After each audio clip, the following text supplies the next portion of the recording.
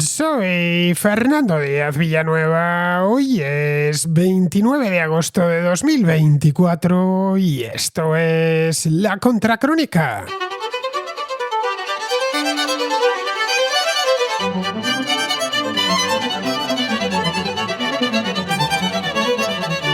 El sábado por la noche, Pavel Durov, fundador y director general de Telegram, una aplicación muy popular de mensajería, fue arrestado por la gendarmería francesa nada más descender de su avión en el aeropuerto parisino de Le Bourget. El avión provenía de Azerbaiyán y sobre Durov pesaba una orden de detención emitida por la Oficina de Menores de la Dirección Nacional de Investigación Criminal, que está investigando a su empresa en estos momentos. La justicia francesa acusa a Durov y a la directiva de Telegram de no moderar los contenidos en la aplicación y de negarse a colaborar con las autoridades. Esta actitud ha permitido, según los investigadores, que prolifere todo tipo de contenido ilegal como pedofilia, fraudes criptográficos, blanqueo de capitales y narcotráfico. Son en total 12 delitos los que investigan y en los que Durov sería cómplice. Por los cargos que se le podrían imputar, podrían caerle hasta 20 años de prisión. Seguramente Durov, cuyo patrimonio supera los 15.000 millones de dólares, sabía que la justicia francesa le seguía los pasos, pero aún así decidió aterrizar en Francia con intención de cenar en su capital. Quizá no pensaba que fuesen capaces de detenerle por el revuelo que se armaría, pero eso mismo fue lo que sucedió. Tan pronto como se supo lo que había pasado, Elon Musk salió en su defensa, sumándose a una campaña por su libertad que se extendió a gran velocidad en la red social X. El lunes por la mañana, Emmanuel Macron tomó la inusual decisión de defender públicamente la investigación judicial. Inusual porque es extraño que los presidentes de Francia hagan declaraciones públicas sobre los procedimientos judiciales en marcha para no comprometer la independencia de jueces y fiscales. Macron dijo que había leído informaciones falsas sobre la detención de Durov en suelo francés. Según el presidente, la detención se produjo en el curso de una investigación judicial y no se trata, por lo tanto, de una decisión política. El Poder Judicial en Francia es una institución sagrada. Los jueces y fiscales exhiben con orgullo su independencia del poder político. Han investigado y en ocasiones encarcelado a algunas de las figuras políticas más poderosas del país. El último en caer ha sido el actual ministro de Justicia, Éric Dupond-Moretti. Antes de él pasaron otros, como el expresidente Jacques Chirac, que tuvo que vérselas con la justicia en 3 ocasiones, o el también expresidente Nicolas Sarkozy, que fue condenado este mismo año por el Tribunal de Apelación de París a 6 meses de prisión por financiación ilegal de su campaña en 2012. La ley francesa exige que las plataformas de redes sociales cooperen con las autoridades para impedir la difusión de contenido ilegal. Esto se refleja en buena medida en la Ley de Servicios Digitales de la Unión Europea, que entró en vigor hace 2 años y que obliga a las plataformas a borrar este tipo de contenido. Telegram asegura que cumple con la legislación europea, aunque sus directivos consideran que es absurdo responsabilizar a una plataforma por quienes abusan de ella. Telegram, fundada en 2013 por Pavel Durov y su hermano Nikolai, tiene 950 millones de usuarios en todo el mundo. Su sede social se encuentra en las Islas Vírgenes Británicas, pero la sede operativa está en Dubái, desde que decidieron abandonar Rusia por presiones políticas. Desde que comenzó la guerra de Ucrania, se ha convertido en una importante fuente de información. Los gobiernos de Rusia y Ucrania utilizan Telegram para difundir noticias e información sobre la guerra. Lo mismo hacen los grupos opositores al régimen de Putin. Esto ha convertido a la aplicación y a sus fundadores en un activo muy valioso para los servicios de inteligencia de todo el mundo.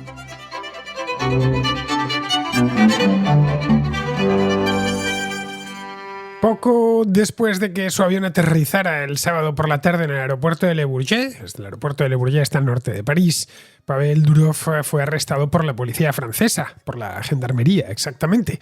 Le Bourget fue en su momento el principal aeropuerto parisino. Fue de hecho, y ya como pura curiosidad histórica, el aeropuerto en el que aterrizó Hitler junto a Albert Speer y Arno Breker cuando visitó París en junio de 1940. Como tenía complicado crecer, fueron pasando el tráfico a Orly primero y luego a Charles de Gaulle, que hoy es el principal aeropuerto de la ciudad y que está, por cierto, muy cerca de Le Bourget. Le Bourget se quedó para lo que se conoce como como aviación general, más concretamente para la aviación ejecutiva, es decir, los jets privados. Esa es la razón por la cual cuando los millonarios que tienen la fortuna de poseer un avión privado llegan a París, no aterrizan en Charles de Gaulle ni en Orly, aterrizan en Le Bourget.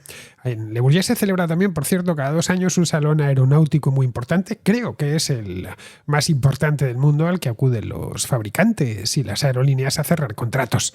Bien, pues Durov aterrizó allí en Le Bourget porque viajaba en un jet privado, algo que se puede permitir sin grandes sacrificios porque su patrimonio, y estos son cifras de la revista Forbes, su patrimonio en estos momentos es de 15.500 millones de dólares. Así que le da no para uno, sino para varios aviones privados.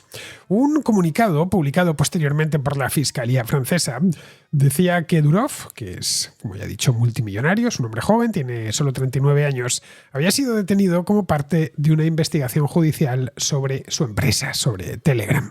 Es esta aplicación que es un programa de mensajería, también es una red social de la que Durov es fundador y además es el director general. Los detalles que ha publicado la Fiscalía francesa y que dio el presidente del país, Emmanuel Macron, al día siguiente, son muy pocos. Así que esto ha avivado las especulaciones sobre el motivo real de la detención de Durov. Elon Musk, el propietario de X y también de Tesla y de SpaceX, en fin, quien no conoce a Elon Musk a estas alturas, lo denunció en X, lo denunció en su red social y lo presentó como parte de una batalla mundial por la libertad de expresión. Dijo, y esto es textual, que en Europa pronto se ejecutará a la gente por darle me gusta a un meme. Esto no es una interpretación mía, es exactamente, en inglés lo puso eso sí, lo que escribió Elon Musk el otro día en Twitter, iba a decir, en X. Otros vieron motivos geopolíticos, destacando el papel de Telegram en la guerra de Ucrania, tanto como difusor de información, como difusor de propaganda de ambos gobiernos, como también herramienta de comunicación militar. Cuando Emmanuel Macron, que es el presidente del país, recurrió a X para desmentir todos esos rumores, ya era tarde, ya se había armado una buena escandalera en las redes sociales. Lo que vino a decir Macron es que la detención de Durov no era en modo alguno una detención motivada por motivos políticos, que simplemente era una investigación judicial que estaba llevando a cabo un juzgado parisino y por lo tanto no tenía nada que ver con el gobierno y por supuesto no tenía que ver absolutamente nada con él. Eso por supuesto no arregló nada. Las teorías conspirativas a raíz de esta publicación, de esta nota de Emmanuel Macron, no hicieron más que proliferar, esta vez mucho más rápido. La cuestión es que Durov no siempre fue recibido de esta manera. Es decir, que en Francia, quiero decir, al contrario, él es ciudadano francés, así que en principio estaba llegando a su país. Es ciudadano francés desde hace poco tiempo, pero ciudadano francés a todos los efectos. En el año 2018, 6 años antes del agitado aterrizaje que tuvo este sábado en París, Durov viajó a la misma ciudad, a París, para almorzar con el presidente Emmanuel Macron. En el almuerzo de 2018, del que no se había informado previamente y que ayer revelaba el Wall Street Journal, Macron invitó a Durov a trasladar la sede de Telegram a París. Esa sede había salido de Rusia, había estado allá hasta que tuvo problemas con el gobierno de Putin y se la llevó a Dubái. Bueno, pues según informaba el Journal, le había comentado un poco por encima que había esa posibilidad. Durov se negó en aquel momento. Y lo que hizo Macron fue hablar de conceder la ciudadanía francesa, porque no se la concedió en aquel momento. La ciudadanía francesa la obtuvo unos años más tarde, en 2021 exactamente, y no se sabe bien por qué se la concedieron, porque los vínculos que Durov tiene con Francia, o que tenía hasta ese momento, eran mínimos. No es que tuviese padres o abuelos de origen francés, ni que conociese especialmente el país.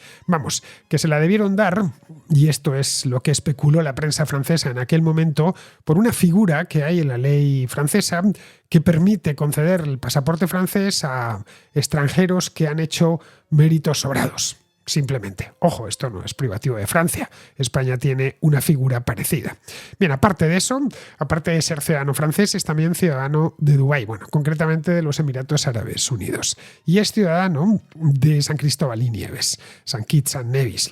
Seguramente lo conoceréis mejor por ese nombre. Este es un pequeño país caribeño compuesto por 2 islas, San Cristóbal, lo de Cristóbal se lo debe a Cristóbal Colón, obviamente, y Nieves. Fueron descubiertas por Cristóbal Colón en su segundo viaje, es decir, año 1493.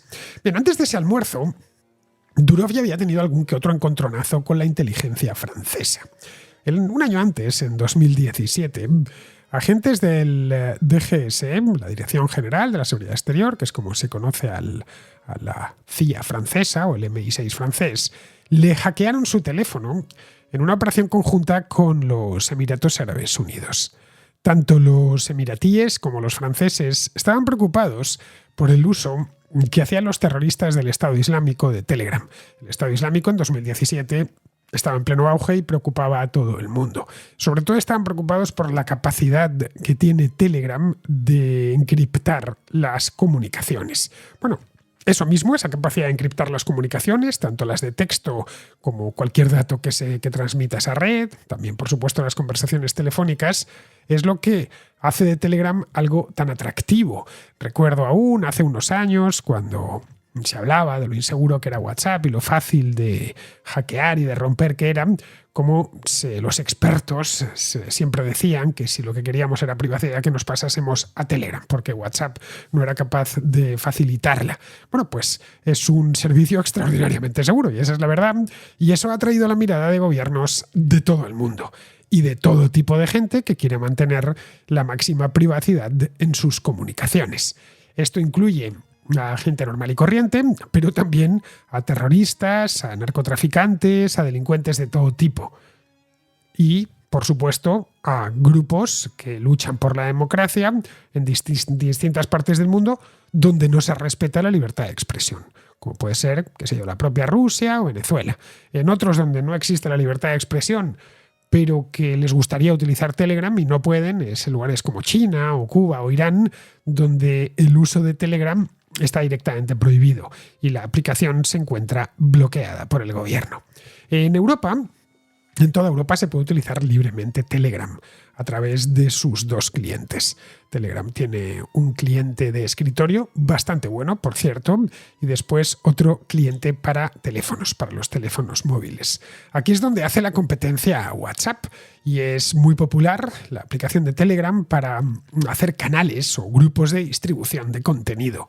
Este programa, La Contracrónica, tiene de hecho uno de estos grupos de Telegram, que se llama a sí mismo La Contracrónica. Si buscáis La Contracrónica en Telegram lo podréis ver. Encontraréis también que hay algunas contracrónicas, no con ese nombre, pero parecidos, que son esencialmente estafas criptográficas. Me he hartado de denunciarlo a Telegram y de escribirles, pero no me hacen ni caso. Llevan así 2 o 3 años. Los contraescuchas me avisan de vez en cuando, pero no puedo hacer nada. Es un poco el salvaje oeste esto de Telegram. Han copiado mi fotografía, la tienen puesta allí e incluso colocan algunos de mis contenidos de vez en cuando como para fingir que soy yo. Bien, os lo advierto ya, no soy yo. El único que soy yo o que es La Contracrónica en Telegram es el que se llama así, La Contracrónica. ¿Qué hago yo con este canal? Pues no mucho, la verdad. Suelo publicar una nota cuando voy a entrar en directo, publico también el enlace a los vídeos que subo a mi canal de YouTube y de vez en cuando cuelgo algún meme. Tiene, lo estoy mirando ahora, 6.622 suscriptores, el canal de La Contracrónica. Lo que hace de este grupo, un grupo muy pequeño, la verdad, en comparación con otros muy populares que hay que tienen, varios millones de suscriptores. En España, el grupo de Telegram o el canal de Telegram más conocido seguramente sea el de Alvise Pérez, que tiene más de 700.000 suscriptores y que en su momento, cuando fueron las elecciones europeas, ya comentamos aquí en La Contra. Recordad aquel programa que hice con Rubén Arranz, que hablábamos precisamente de este grupo de Telegram y la influencia que tenía. Bien, en una red con tanto usuario y semejantes condiciones de privacidad, es normal que los delincuentes no tarden mucho en fijarse en ella. Bueno, no hay más que ver lo que hacen con mi nombre y mi programa, que intentan estafar a la gente con criptomonedas y demás. Esto es algo que creo que el que más y el que menos que ha creado un canal en Telegram y que tiene algo de renombre, lo ha tenido y lo tiene que padecer. Y no solo para esto, que estaríamos hablando de un asuntillo menor, sino cosas mucho más graves. Es por eso mismo, por la cantidad de delitos que, según la Fiscalía francesa, se cometen en Telegram, por lo que han detenido a su director general, a Durov. Arguyen que durante años ha estado ignorando citaciones y órdenes judiciales dirigidas a una dirección de correo electrónico de la empresa que rara vez se consulta. Telegram asegura que cumple al pie de la letra con la Ley de Servicios Digitales de la Unión Europea. Lo que requiere esta ley, que entró en vigor en el año 2022, es decir, que es bastante reciente, de hecho,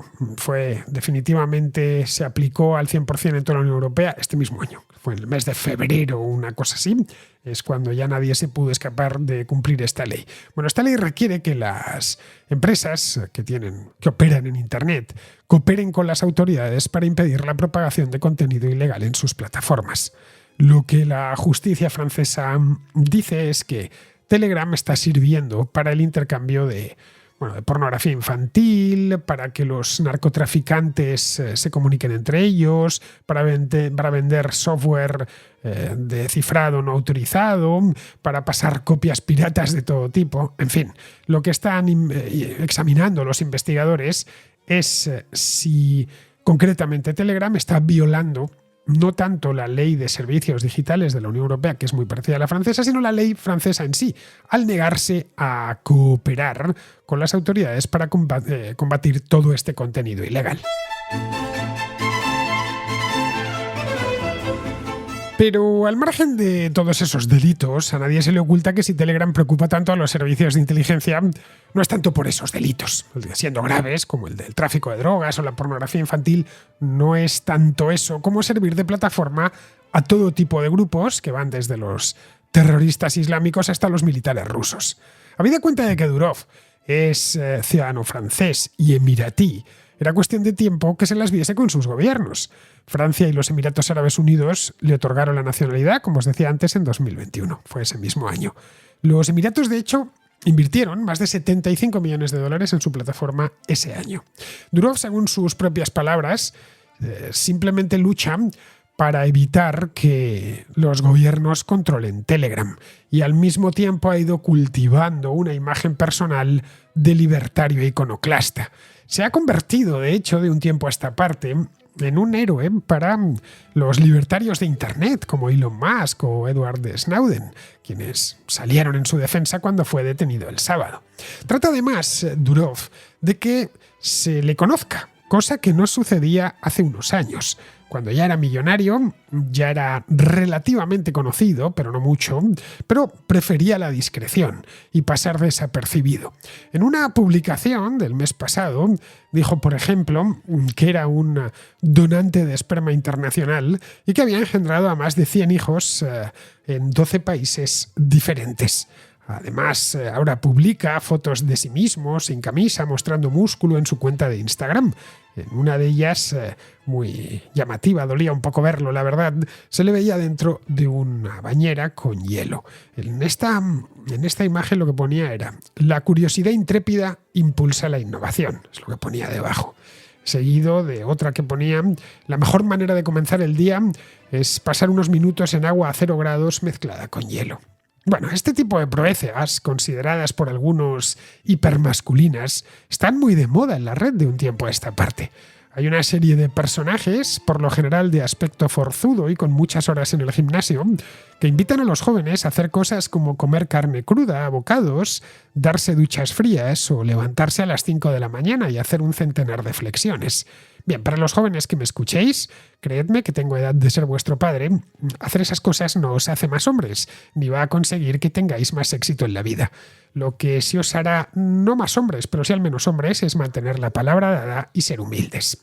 Bien, volviendo con Durov, hasta hace unos años no era muy famoso, en Occidente al menos. más allá, quiero decir, del mundillo tecnológico. En Rusia sí que lo era, ya que había fundado en el año 2006 el conocido como Facebook ruso.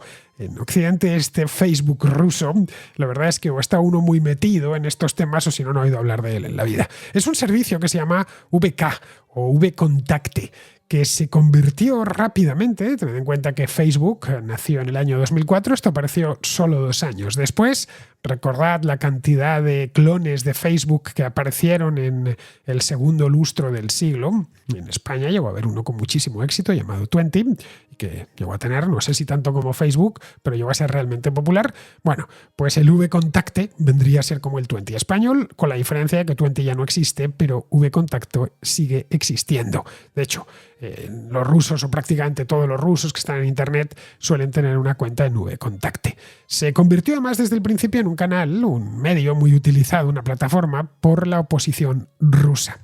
El Kremlin llegó un momento en el que exigió a la dirección de la empresa información sobre los usuarios de VKontakte, a lo que Durov se resistió. En 2011 el sitio se había convertido ya esta red social en una herramienta fundamental para que la oposición a Putin se organizase y convocase manifestaciones, al margen de los medios tradicionales y de las televisiones tradicionales que están controladas directa o indirectamente por el Kremlin. El Putin entonces trató de que Durov, o el gobierno ruso, mejor dicho, trató de que Durov vendiese a VKontakte a un confidente de Putin, a un tipo llamado Igor Sechin. Durov no quiso hacerlo, pero en unos años se quedó fuera de la empresa tras varias operaciones de compra de acciones. En el año 2014 estaba ya en franca minoría, le despidieron como director general de la compañía y él respondió anunciando que se iba de Rusia con intención de no regresar por allí. Dijo que Rusia, a pesar de que era su país, no era un lugar para Internet, no era un lugar para emprender en Internet y que no tenía ninguna intención de volver. Alegó que se estaba enfrentando a presiones continuas por parte del Kremlin que le insistían en que revelase las comunicaciones de los manifestantes ucranianos del Maidán. El Maidán se había celebrado, habían tenido lugar aquellos sucesos entre 2013 y 2014 y pusieron muy nerviosos en el Kremlin todo lo que sucedía allí. Y los ucranianos, no sé ahora, pero en aquel entonces tenían muchas cuentas abiertas en VKontakte. Bien, lo que vino a decir Durov en aquel momento es que proporcionar datos personales de ucranianos a las autoridades rusas, al gobierno ruso, no solo suponía violar la ley del país, en este caso de Ucrania, sino también una traición a todos esos millones de ucranianos que habían confiado en ellos. Luego, posteriormente, uno de los mayores accionistas de VKontakte dijo que Durov no era un disidente, sino simplemente un ladrón. Él alegó que había malversado dinero de la empresa. Para entonces, estamos hablando ya de 2013-2014, Durov ya tenía otra nacionalidad, esta de San Cristóbal y Nieves, que os decía antes, que obviamente había comprado, y un nuevo proyecto empresarial al que llamó Telegram. Durov describió Telegram desde el principio como una plataforma con servidores distribuidos por todo el mundo para evadir así la vigilancia de los gobiernos. Telegram lo fundó en Rusia, Moscú, en 2013, pero luego se llevó la sede social a Tórtola. Tórtola está en la isla principal de las Islas Vírgenes Británicas, pero la sede operativa a Dubái. Pero claro, con la ciudadanía de San Cristóbal y Nieves no era suficiente. Necesitaba un pasaporte fuerte para que no le pidiesen visados en casi ningún sitio, para poder viajar con tranquilidad. Y no hay pasaportes más fuertes que los europeos. Así es como consiguió la ciudadanía francesa, esa misma que le ofreció Macron en 2018, sabiendo que estaba buscando un pasaporte europeo. Con ese pasaporte, con el francés, pues puede viajar a Estados Unidos todo lo que quiera sin que le exijan visado de ningún tipo. Puede entrar en Estados Unidos, pero según dijo en una entrevista que le hizo Tucker Carlson este mismo año, le confesó que cada vez que aterriza en Estados Unidos hay agentes del FBI esperándole con una sonrisa en la escalerilla del avión para recibirle y pedirle cortésmente que coopere con ellos. Algo a lo que, según dijo, él siempre se niega. Lo que seguramente no esperaba Pavel Durov era que iba a ser en Francia donde se encontraría con problemas. Es decir, en su propio país. Es ciudadano francés, por lo tanto, es un francés a todos los efectos. El hecho es que los servicios de inteligencia europeos miran a Telegram con resquemor desde hace tiempo, no solo los franceses. De haber obtenido la ciudadanía alemana, seguramente le habrían detenido allí al aterrizar en Frankfurt o en Berlín o en cualquier aeropuerto alemán. De haber tenido la italiana, habría caído en Italia, al aterrizar en Roma o en Milán. En Europa están muy nerviosos con ciertas plataformas como Telegram, como X, como TikTok, ya que, según las autoridades comunitarias, a través de estas plataformas se difunde desinformación a raudales, se alimenta el antisemitismo y el racismo y se facilita el tráfico ilegal de drogas y de personas. Una ley francesa de este mismo año exige que las plataformas de este tipo cooperen con las autoridades para erradicar este tipo de contenido. Esta ley se refleja casi uno a uno en la Ley de Servicios Digitales de la Unión Europea, que somete a las plataformas online con más de 45 millones de usuarios mensuales activos a un control estricto y un cumplimiento muy severo. Telegram ha dicho que ellos cumplen con la legislación europea, pero que si no cumplen del todo es porque no lo necesitan, porque no están obligados, porque no son una red social muy grande, tal y como lo define la Ley de Servicios Digitales Europea. Es decir, que están por debajo de esa cifra de 45 millones de usuarios mensuales activos. Pero ojo, no por mucho. En la Unión Europea hay 41 millones de usuarios mensuales activos de Telegram, así que les quedan 4 millones para convertirse en una red muy grande. Pero a la Comisión Europea no solo le preocupan los delitos. Telegram tiene hoy una gran importancia geopolítica, especialmente desde que Rusia invadió Ucrania en 2022. Los rusos y los ucranianos dependen de la aplicación para recibir noticias del frente, mientras que ambos gobiernos utilizan sus canales para difundir su propia propaganda. El portavoz del Kremlin, un tipo bien conocido, jefe de prensa, del jefe de prensa de Putin, Dmitry Peskov, dijo el martes a la prensa que este caso contra Durov era un caso político y que se trataba de un intento de restringir la libertad de expresión en Europa. Caray, que esto lo diga Peskov es cuando menos paradójico, ya que Rusia no es precisamente un modelo en lo que a libertad de expresión se refiere. Pero bueno, podría decirse que el Kremlin parece que se ha reconciliado con Telegram. Algo irónico, porque no olvidemos que Telegram se funda en Rusia y se va de allí porque tiene muchas presiones del gobierno. Pero es que no es solo eso. El Kremlin ha pasado de cerrar y de bloquear la aplicación hace unos años. Telegram estuvo bloqueada en Rusia de 2018 a 2020 a expresar su indignación por el arresto de Durov. También es irónico que Durov escogiese Dubái para fijar la sede operativa de Telegram y para fijar su propia residencia. Vive, de hecho, en una de las villas más caras de Dubái, de la Palm Jumeirah, exactamente, que es esta palmera artificial que crearon los dubaitíes hace unos años. A ver, el Emirato de Dubái no es precisamente una democracia, y tanto la libertad de expresión como la de prensa están muy restringidas. No se puede, es un lugar donde no se puede por ley criticar al gobierno o a la policía. No es o no parece un buen lugar para montar un periódico o una red social. Tampoco para decir blasfemias. Por decir una blasfemia en Dubái te caen 5 años de prisión. O para ser homosexual son 6 meses de prisión. En los Emiratos Árabes Unidos está permitido el uso de Telegram, pero no están permitidas sus llamadas telefónicas, ya que las autoridades consideran que, como están cifradas, son un riesgo para la seguridad nacional. Respecto a las redes sociales, en 2012 los Emiratos Árabes Unidos fueron de los primeros países que sacaron una ley al respecto. Promulgaron una ley sobre delitos informáticos que impone severas restricciones a la libertad de expresión en ese mismo lugar, en las redes sociales, en blogs, en mensajes de texto y en correos electrónicos privados. La ley prohíbe cualquier crítica al gobierno y cualquier demanda de reformas políticas, incluso si se dice en un correo electrónico. Para quien la incumpla, la ley reserva penas de prisión y multas muy elevadas, de hasta 1 millón de dirhams, es decir, unos 250.000 euros. Como ciudadano francés, Durov podría haberse establecido en París, o si prefiere un clima más agradable en la Costa Azul o en la isla de Martinica, en el Caribe. Pero no, prefirió quedarse en Dubái. En esta vida, cualquier enseñanza empieza siempre predicando con el ejemplo.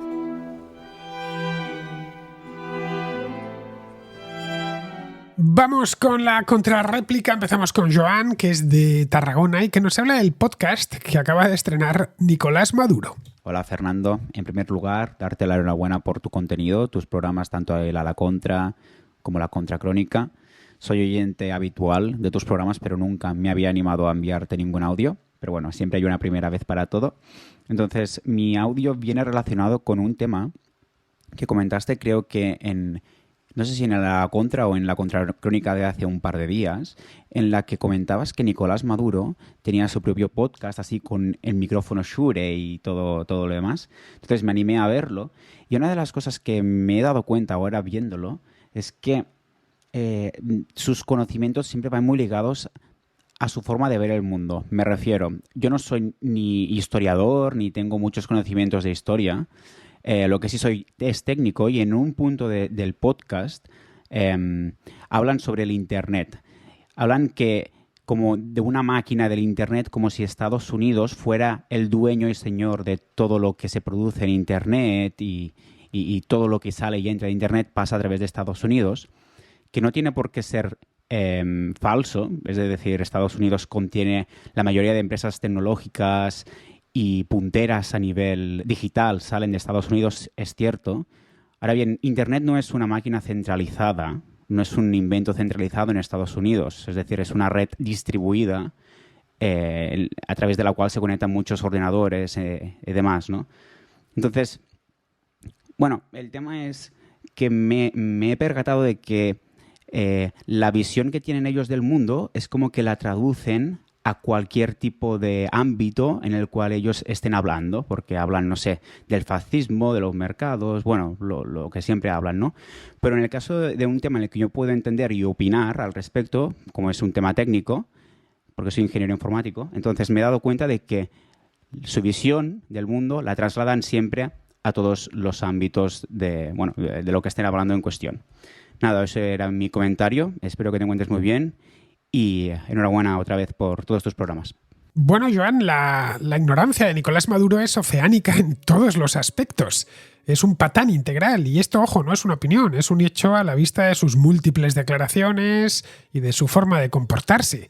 Llegó a presidente porque Chávez le nombró su sucesor antes de su último viaje a La Habana en 2012 para someterse a una operación quirúrgica de la que ya no volvería con vida.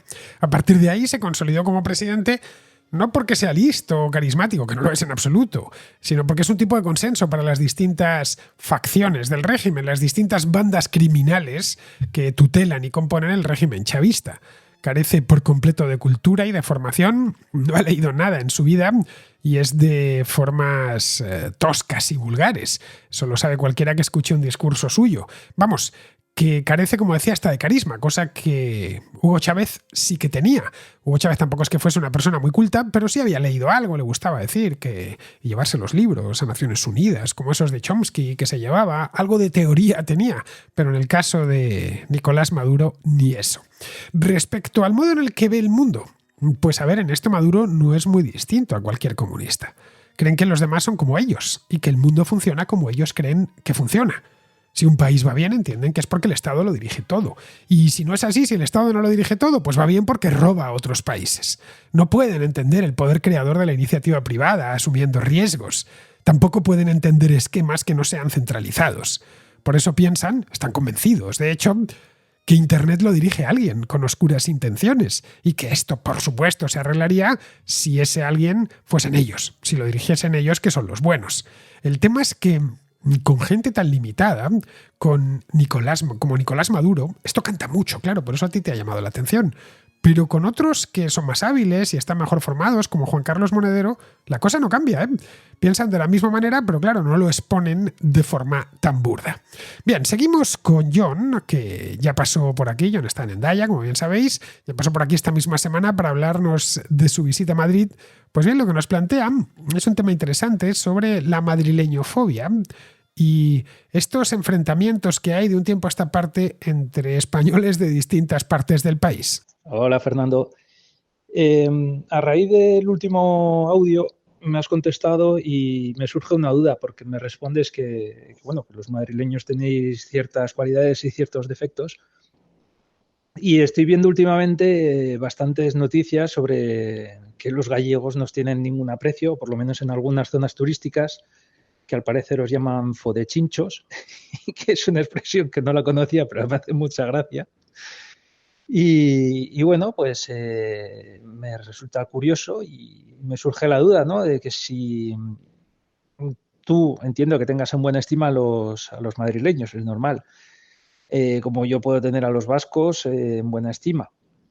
Pero lo que me surge más, lo que más curiosidad me saca es el hecho de que vivimos en el mismo país, hay diferentes regiones, cada cual tiene su cultura regional y hay tanto odio entre unas regiones y otras. O sea, es una cosa que me resulta extremadamente curiosa, nunca la he entendido. Y mira que yo vivo en frontera y tenemos a los franceses de un lado, los españoles del otro, o vascos españoles y vascos franceses. Pero es una zona multicultural, o sea, luego tenemos camioneros portugueses, polacos, ingleses, es que realmente no lo entiendo. No lo entiendo, entonces pues igual a ver si tú me puedes echar un cable y explicarme por qué os tienen tanta manía los gallegos que les habéis hecho. A mí lo de fodechinchos también me hace gracia, no te lo voy a negar, pero hay mucha, además, la palabra es magnífica. Pero según tengo entendido, no se aplica solo a los madrileños, que ya me gustaría que fuésemos fodechinchos porque es que es un nombre fantástico, sino a todos los turistas que visitan la costa gallega y que son mal educados. Según leí el otro día, el chincho es como llaman allá al jurel, que es lo que, pues al parecer, pedían los turistas hace 40 años cuando los gallegos, que son muy ocurrentes, inventaron esta palabra. Pero vamos, yo no creo que los gallegos odien a los madrileños o viceversa. Sinceramente te lo digo, no creo que existan esos odios en España. Que existan a nivel de calle, quiero decir. Yo no tengo... Creo que es más bien al contrario. Si preguntas a un madrileño por Galicia no te dirá más que cosas buenas. Y si preguntas a un gallego random por la calle, ¿qué te parece Madrid? Pues también te dirá esencialmente cosas buenas. A lo sumo te dirá, pues quizás que hay mucho tráfico, está muy lleno de gente. Y el madrileño te dirá, bueno, Galicia fantástico, pues llueve mucho, pero la cantidad de cosas buenas que te pondrás sobre ese lugar van a ser más que las malas. Pero lo mismo si preguntas a un madrileño por el País Vasco, por Andalucía, por cualquier rincón, por las Islas Baleares y viceversa, que no existe a nivel de calle. En España lo que sí hay es rivalidades tradicionales, por eso que existe en todos los países, pero suelen ser entre vecinos, ya sabes. Madrid y Galicia no son vecinos, en fin, están a como a 600 o 700 kilómetros, pero en otras partes sí, tienen que estar pegados, los de Gijón y los de Oviedo, los de Cartagena y los de Murcia, los de San Sebastián y los de Bilbao, los de Reus y los de Tarragona, en fin, el eterno rival, ¿no? Que esto lo podemos bajar más a escala ya de pueblos, Villarriba y Villabajo. Pero vamos, es una simple rivalidad y viene dada, por regla general, porque suelen ser ciudades de tamaño e importancia parecidas y sobre todo están cerca. Luego está la rivalidad nacional por antonomasia, que es la que hay entre Madrid y Barcelona, pero que es más futbolística que otra cosa. Una rivalidad, eso sí, que se politizó hace ya muchos años y que sobre esa misma rivalidad cabalga el nacionalismo catalán desde los años 70. Tiene una obsesión malsana con Madrid. Pero vamos, en Madrid no hay catalanofobia. No por nada, sino porque es la segunda ciudad catalana del país por número de catalanes después de Barcelona. Ni vascofobia, porque es la segunda ciudad por número de vascos después de Bilbao. Ni naturalmente sevillanofobia, ni valencianofobia, ni gallegofobia. En Madrid así, de forma general, no hay fobia por nada, porque es una ciudad de aluvión. Casi todo el mundo es de fuera, ya porque ha nacido en otro lugar o ya porque sus padres lo hicieron. Encontrar un madrileño como yo, de padres, abuelos y bisabuelos madrileños, es realmente difícil. Luego, aparte de esto, están los estereotipos, que estos siempre han existido y siempre existirán, tanto los estereotipos buenos como los malos, que yo creo que tienen todas las regiones del mundo y todos los países. De los catalanes, por ejemplo, pues ya sabes, se dice que son agarrados, que son tacaños, pero que también son laboriosos. Mira, recuerdo yo que siendo jovencito me eché una novia catalana y cuando se lo dije a mi madre me contestó que muy bien, que los catalanes eran gente muy de fiar y muy trabajadores. Los vascos, como bien sabes, tienen fama de ser poco refinados, pero muy nobles. algo parecido a los aragoneses. Con los andaluces se dice que son divertidos y amables, pero algo perezosos. En fin, son simples estereotipos que tienen su traducción en los chistes. No sé, creo que a todos nos han contado alguna vez el chiste del hilo de cobre, ya sabéis, ese que inventaron dos catalanes tirando de una peseta, o el de los bilbaínos y el árbol de Navidad, o el del guantazo en el tren con un catalán, un madrileño, una rubia y una gorda a bordo. Bueno, este es muy bueno, este dice algo así como: estos que van en un tren, un madrileño, un catalán, una gorda y una rubia despampanante. El tren se mete en un túnel y soy un bofetón. Cuando el tren sale del túnel, la gorda piensa: bueno, esto es el catalán que le quería meter mano a la rubia y le ha dado un tortazo. La rubia piensa: esto es que el madrileño me ha intentado meter mano, la señora le ha visto y le ha dado una bofetada para que aprenda. El madrileño piensa: esto es que el catalán le ha metido mano a la rubia y la rubia me ha dado el guantazo a mí. Y el catalán piensa: a ver si nos metemos en otro túnel para meterle otro guantazo al madrileño. En fin, no tiene ninguna maldad. Este tipo de rivalidades son tradicionales y no están politizadas. Lo de la madrileñofobia en los últimos años no es más que una campaña política promovida por el gobierno. Esto es así desde por lo menos la pandemia. Y tiene, como digo, orígenes 100% políticos. A los madrileños no les da la gana votar al Partido Socialista y eso parece que Pedro Sánchez no lo perdona. Luego, para más inri, votan a la que probablemente sea su némesis, la candidata que más aborrece Sánchez, que no es otra que Isabel Díaz Ayuso. Si te fijas, las noticias relativas a la madrileñofobia siempre salen en los medios afines al gobierno. Luego a este gobierno, y esto ya es un tema aparte, le encanta eso de enfrentar a la gente, de enfrentar a unos españoles contra otros. Así pueden dar curso a esa idea tan aberrante que tienen de que hay españoles buenos y españoles malos, y que ellos, por supuesto, representan a los buenos. Bien, vamos a terminar, vamos con Pizarro, que nos habla del bombardeo a Ucrania. Las banderas ucranianas ondeando en territorio ruso son una humillación. Y en noviembre el viento quizás role hacia el este. Mientras tanto, toca seguir cediendo terreno, perdiendo hombres y endeudando generaciones. La victoria total rusa no se atisba y la victoria total ucraniana menos aún. Cuando estalle la paz, ambos contendientes puede que sigan en pie, pero solo uno será reconocible. Y nuestro traicionero aliado pasará a ser un pozo de miseria y corrupción a nuestro cargo. Putin va a aprender una amarga lección y nosotros vamos a cursar una maestría. Un cordial saludo de Pizarro. Y con esto, queridos amigos, terminamos la contracrónica de hoy, que hoy es 29. Estamos al borde mismo ya del fin de agosto, pero todavía no. Mañana será 30, será viernes y por lo tanto tendremos contrahistoria. Contrahistoria, aviso ya, con un invitado que os gusta mucho, pero con un tema que va a ser un poquito polémico. Así que si queréis saber de qué va la cosa, mañana os esperamos en la contrahistoria. ¡Hasta mañana!